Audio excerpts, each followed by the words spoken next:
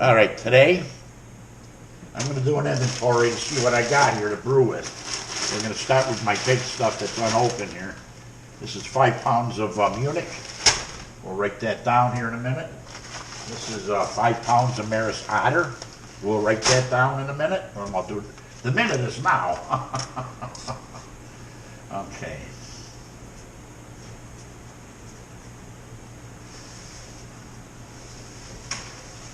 That'll be us. I want to say the other one was German Munich.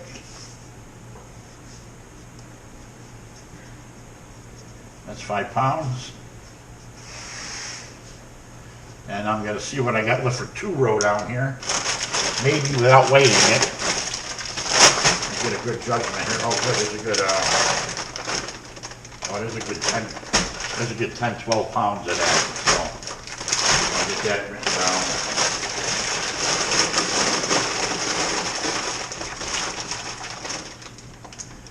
So that's going to about easily 12 pounds, maybe 13.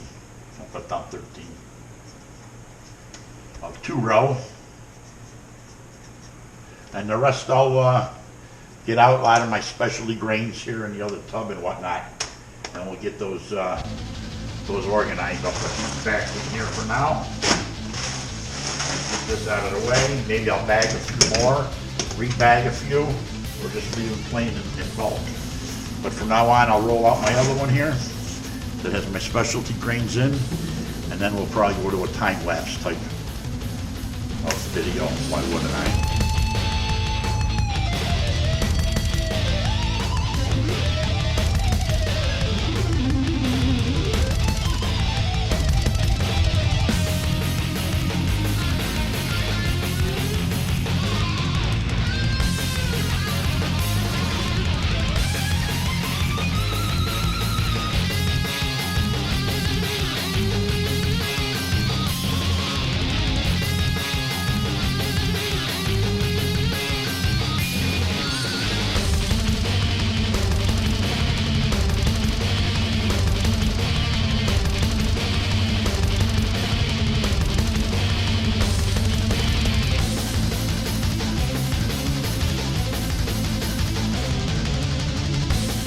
All right, what we ended up getting here on the inventory, I wanted to see what I had to brew with. I got 5 pounds of Maris Otter. I got 5 pounds of German Munich. That's always good. Those are good malts. For 2-row, I got 13 pounds of 2-row left. That's just a breeze 2-row. I got 2 pound or German white wheat. I got 9 pounds left. It's nice to see because I'm gonna love making another wheat beer. So I'm glad I'm doing this inventory.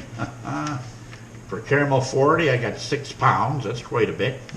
Coffee malt, I got 1 pound, which that goes for a stout. I got a lot of black patent malt all there also. Special B malt, 1 pound. Could be 1.5. I didn't weigh that one. Biscuit malt, 2 pounds. Rye is about 12 ounces, not even a pound. Flaked oats, I combined both bags.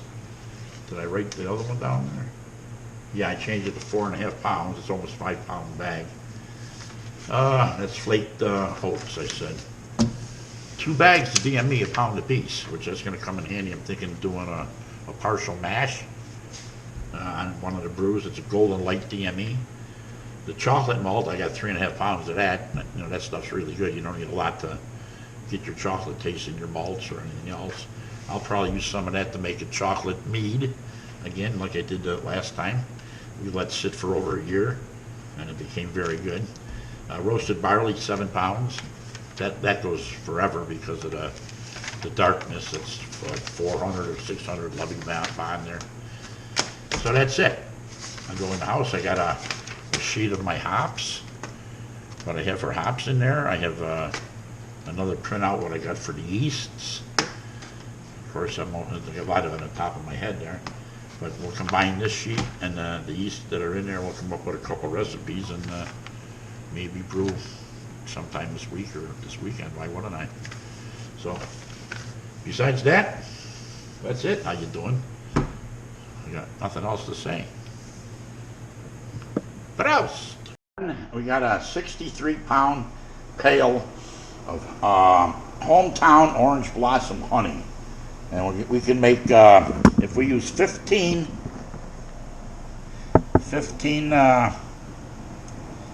pounds, we can make four delicious meads. But we're going to probably use 16, 17 pounds and make 3 meads for a stronger ABV, and then we'll use the rest of the honey for other projects and order some more. Why wouldn't I? So there you go. That takes care of my inventory for what I got here. I got some Monin syrups in the house. I didn't put that on there. I ordered some of that. I got my Carlson, LD Carlson yeast energizers and my Irish mosses and whatnot. Some One Step up there. So we got enough to do some brews with. So next time you'll see a brew, some sort of brew being done besides the wine and the mead.